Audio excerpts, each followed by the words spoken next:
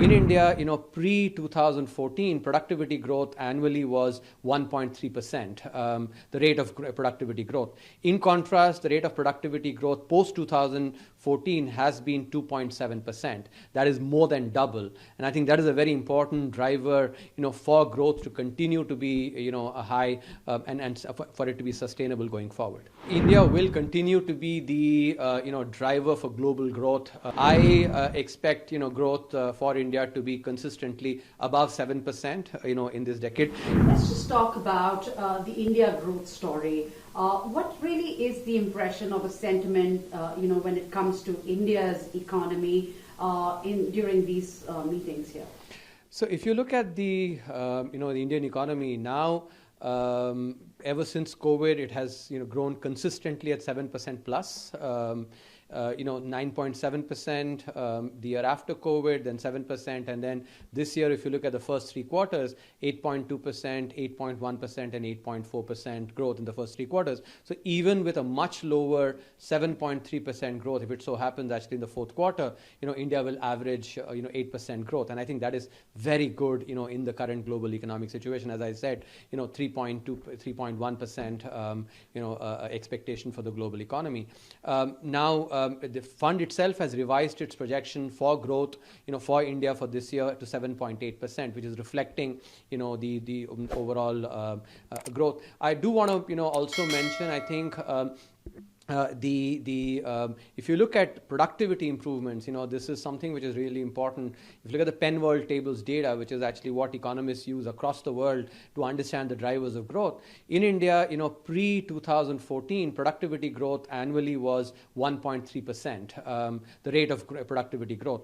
In contrast, the rate of productivity growth post-2014 has been 2.7%. That is more than double. And I think that is a very important driver, for growth to continue to be, a high and for it to be sustainable going forward. Right. How do you respond to the critics who have other opinions about, India's economy at present? What is your response?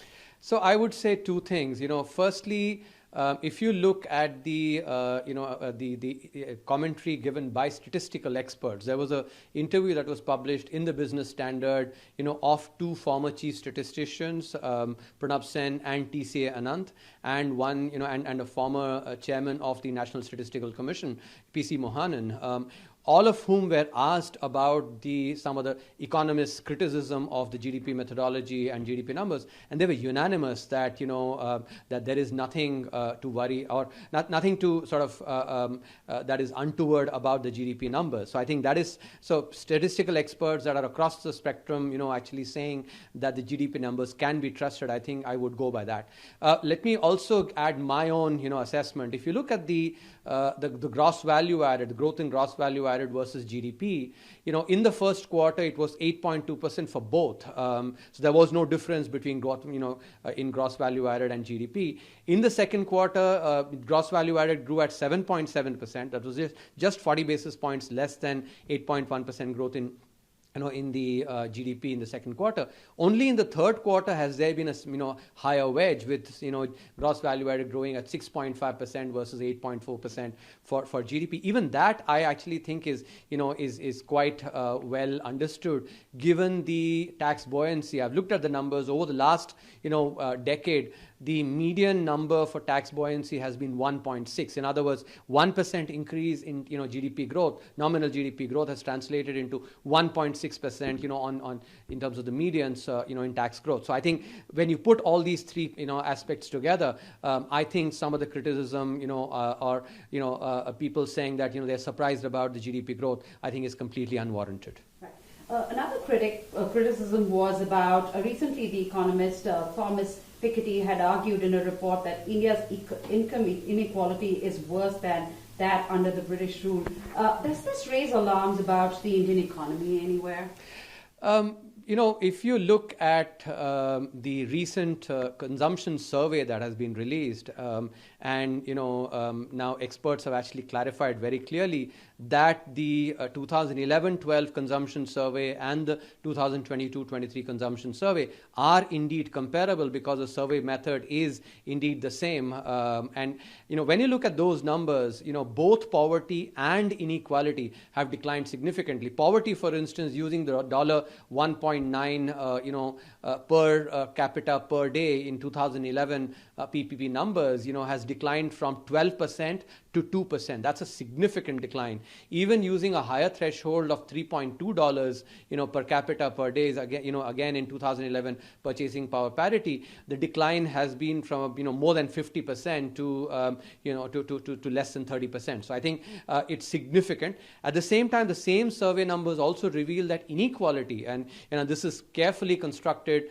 data using very large consumption survey, both urban and rural inequality have declined. For instance, the Gini coefficient has actually declined from 36 in 2012 to about I think less than 30 in 2022. This is for urban areas, and rural areas the Gini has declined from 29 to 27. So I think the carefully constructed data from consumption clearly shows that consumption inequality has declined significantly. And as for the analysis done by Thomas Piketty, I think it is, a sort of a mix of a lot of data, especially tax data, and I think there are clearly methodological concerns. For instance, if you look at capital gains, which is treated as income, in the tax data, that is not counted as part of GDP calculations. So also there are important, sort of some very heroic assumptions that have to be made, in order to be able to actually assess inequality just from, tax data, which is taxes are paid by a very low, small section, because in order to compare inequality, you have to actually look at the tax data vis-a-vis those people who actually large section who don't pay taxes. So I think lots of heroic assumptions have to be made, and I think if they do it far more without any overt and covert biases, I think what they would find would be closer to what the consumption survey data is clearly revealing, right, which is significant decline in inequality. Right. Now, while the growth in India seems to be high, some commentators are observing that the GDP growth may not be, maybe overstated. Do you agree on that? Could you give us your perspective on that? So I think, shared on that earlier. I said that the gross value added actually, as you saw, in the first quarter, growth in gross value added and that in GDP was the same, 8.2%. Second quarter, 7.7% for gross value added, while GDP growth was 8.1%, not a large difference. Only in the third quarter. And as I also said, statistical experts across the spectrum have actually clearly opined that the GDP methodology and these GDP numbers are quite robust. Could you give us a sense of the Indian subcontinent? What's the state of economy there, and where does India really stand? When it comes to its neighbors. I think the Indian economy is clearly doing very well. A couple of countries, that are part of my portfolio, Bangladesh and Sri Lanka, have actually, are part of IMF programs now. Sri Lanka, as we all know, had some economic difficulties and, is going through. I think they're implementing a lot of reform programs. Bangladesh is also part of, IMF program, and I think they're also, things are looking cautiously optimistic. New government has come into power, but I think clearly, in terms of the overall state of the economy, India seems to be clearly the star there. Has been very appreciative of India's efforts when it comes to the digital infrastructure, something that we saw last meetings as well. Yeah. What lesson does this offer to the rest of the world, especially the countries in the global south? So, this is an aspect that I think, especially at the IMF board, that really gladdens my heart.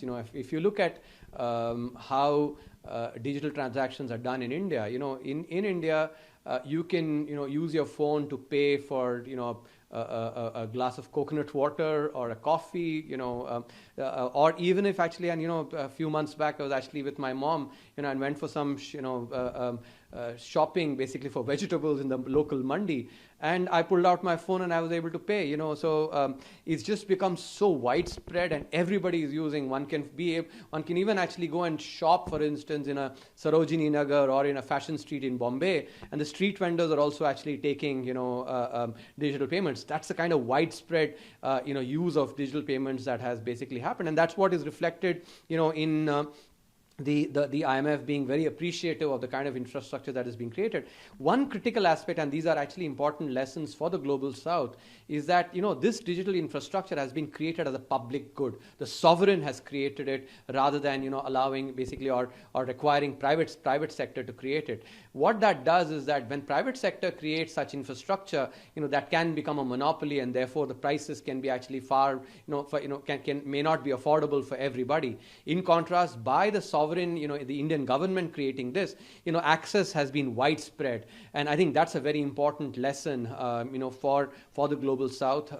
I think, and the Honorable Prime Minister has been on record saying that, India is more than happy to actually share, the knowledge from this with all the countries, including the advanced economies. For instance, a lot of remittances, and I think, the use of this digital infrastructure, for remittances globally can actually reduce not only the time, but even the cost for this, and I think there can be enormous efficiency gains for the global economy. So not only the global south, but even advanced economies can, I think, learn from India on this aspect.